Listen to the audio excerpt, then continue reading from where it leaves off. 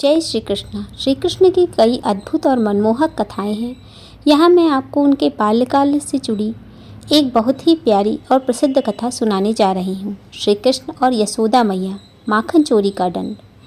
यह कथा कृष्ण की बाल लीलाओं में सबसे अधिक लोकप्रिय है, जो माँ और पुत्र के निश्चल प्रेम और वात्सल्य को दर्शाती है।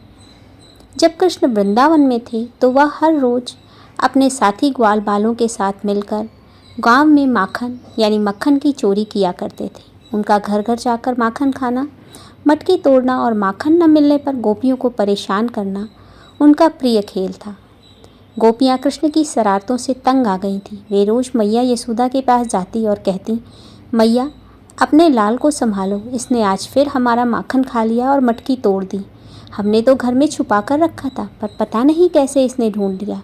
यशोदा मैया पहले तो मानने से इनकार करती कि उनका प्यारा भोला भाला ऐसे शरारत कैसे कर सकता है, लेकिन रोज़ की शिकायतों से वह कभी कभी बहुत क्रोधित हो जाती थी।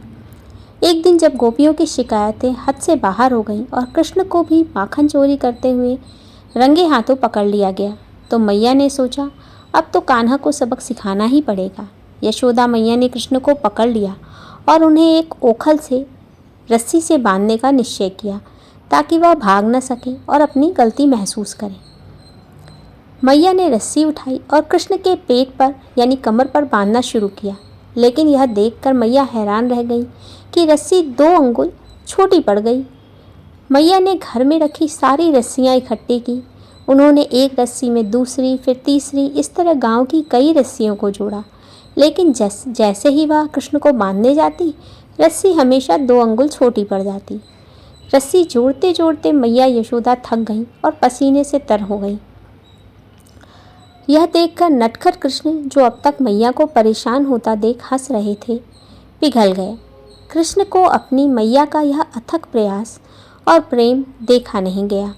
उन्होंने अपनी माया को समाप्त कर दिया, त्याग दिया, और तब जाकर मैया ने जो अंतिम रस्सी जोड़ी वह ठीक 2 अंगुल लंबी होकर कृष्ण के पेट पर बंध गई। इस घटना के बाद से श्री कृष्ण जी का एक नाम दामोदर, दाम यानी रस्सी, उदर यानी पेट, अर्थात जिसे माँ ने रस्सी से पेट पर बांधा हो, पड़ा। कथा का सार यह बताता है कि भगवान श्री कृष्ण जो पूरे ब्रह्मांड के स्वामी हैं और जिन्हें कोई शक्ति बांध नहीं सकती, उन्हें केवल माँ के निस्वार्थ प्रेम और भक्त के समर्पण से ही बांधा जा सकता है। मैया यशोदा के प्रेम के आगे उन्होंने सारी शक्ति त्याग दी। जय श्री कृष्ण।